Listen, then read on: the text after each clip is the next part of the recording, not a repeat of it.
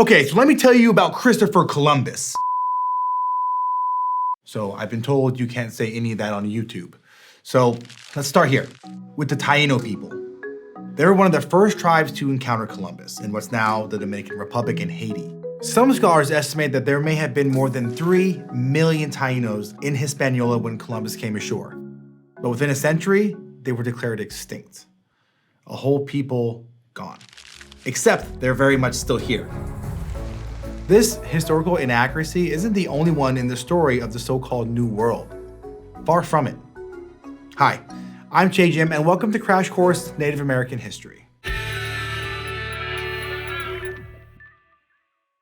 Today, we're talking about the first contact between Native Americans and European colonists. The story that's often told through this little ditty about 1492, the ocean blue, and you know who. First contact is a phrase used to describe the first meeting between two communities.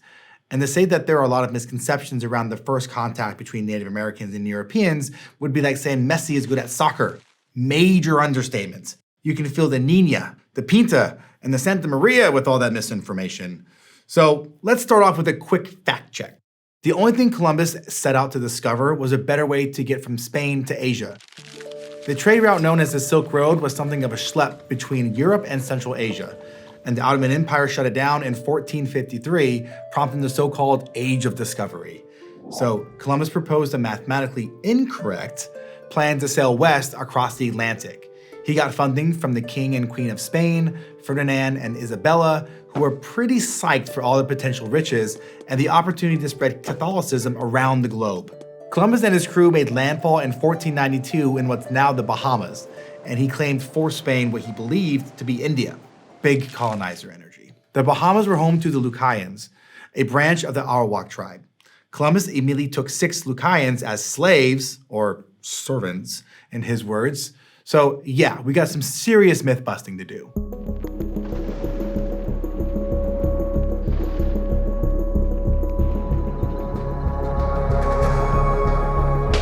In the Americas, the idea of first contact is described like this. Columbus shows up in the Bahamas and boom, Europeans have met Native Americans.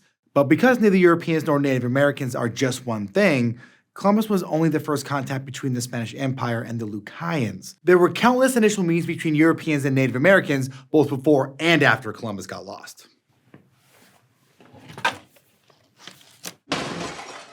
Like, there's evidence that more than 500 years before Columbus, the Scandinavian Vikings came to Greenland where they encountered the native Thule people. And there were first contacts in Alaska and Hawaii too, which we'll get into in a later episode. First contacts between different Europeans and native nations continued occurring all the way through the 1800s. The first encounter the sailors had with non-natives wasn't until 1805, when the Lewis and Clark expedition wandered into their territory in Montana looking for horses and directions. So first contact is kind of a misnomer, as is the idea of discovery. I mean, Columbus has been celebrated for centuries for discovering a continent that millions of people already lived on. Fresh, untamed wilderness. I shall call it... Hey buddy, we're kind of filming here. This is our studio. Studiopolis. A name that just came to me in a divine vision with no outside influence. Again, already here, but you know what? Never mind. I'm gonna get a holiday named after me for this one. Someone tell the Pope.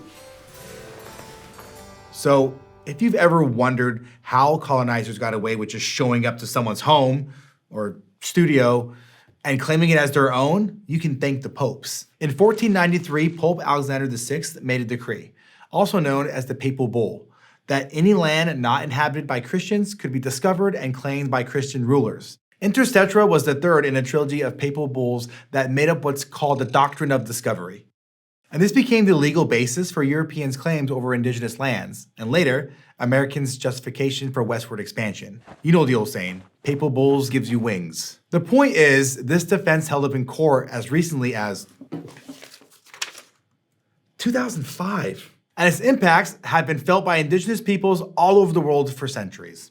We'll circle back to sketchy land grabs in a bit, but regardless of first, second, and thousandth contact, one thing's for sure, European arrival was catastrophic for Native American populations. While exact numbers are hard to pin down because of fragmented historical evidence, the overall population may have been decreased by as much as 90%.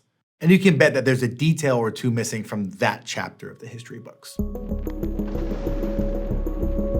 A lot of that population decline I mentioned gets blamed not on the colonizers themselves, but on the diseases that they carried, which led to major outbreaks. Historians sometimes call these outbreaks virgin soil epidemics because diseases like measles and smallpox were new to Native American populations, so their immune systems hadn't built up any resistance to them, which made the diseases incredibly deadly and widespread. And while it is true that epidemics killed many people, the whole truth isn't quite so straightforward. Research shows that it was disease in combination with all the other fallout from European colonization, including but not limited to war, enslavement, and starvation, that made Native Americans especially vulnerable. And this nuance is important because if we focus primarily on disease, it obscures the truth that colonizers purposely killed millions of people and harmed many more. Now, just a warning, I'm about to get into an example of genocide. This is some heavy history, and it's important to take care. In 1848, the discovery of gold in California incited a rush of settlers who engaged in what was literally called Indian hunting. This practice was not only legal, but encouraged. In 1851, Governor Peter Burnett declared that a war of extermination will continue to be waged between the races until the Indian race becomes extinct. State and federal governments spent nearly $2 million on what's referred to today as the California Genocide. In all, the native population of California dropped from around 350,000 at first contact to about 18,000 by 1880, and that was very much intentional. This is hard history to tell just right, because when we focus on all the horrible things that have happened to native peoples, it can create the impression that we were passive throughout it, that we were and are victims, when in reality, we're so much more than that. For starters, not all interactions between Native Americans and Europeans were the same. Cooperation and exchange did happen, and I'm not just talking about the Wampanoag teaching the Pilgrims how to grow corn. In many cases, Native American tribes dealt with Europeans using diplomacy or trade and created strategic alliances that gave them advantages over other native nations. For instance, tribes such as the Algonquins, the Innu, and the Wyandot allied with the French, and many traded furs for valuable European imports such as guns.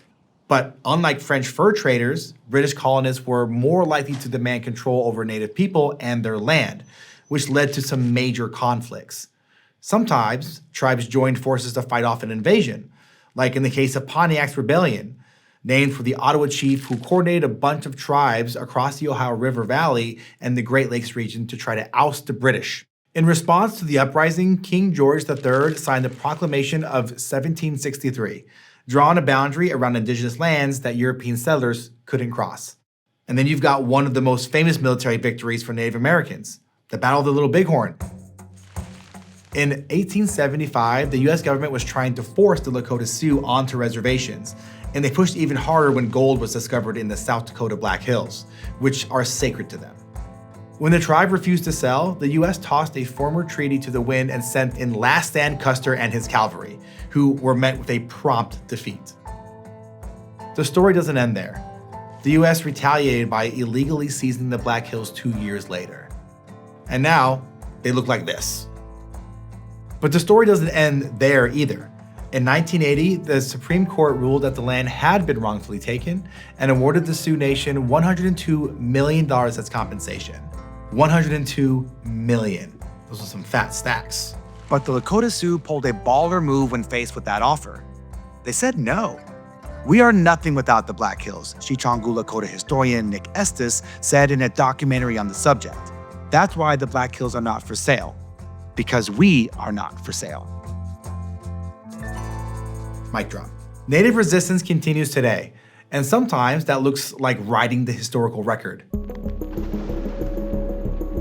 Remember when I said that the Taíno population was devastated by Spanish colonization? They were labeled extinct soon after a 1565 census listed only 200 natives living on Hispaniola. But that doesn't tell the whole story. In 1533, the Spanish had freed enslaved native people, but not enslaved Africans.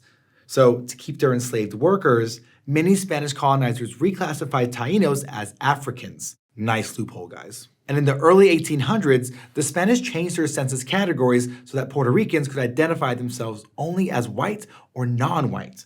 Taínos themselves didn't disappear. Their label did. A label that was created by colonizers.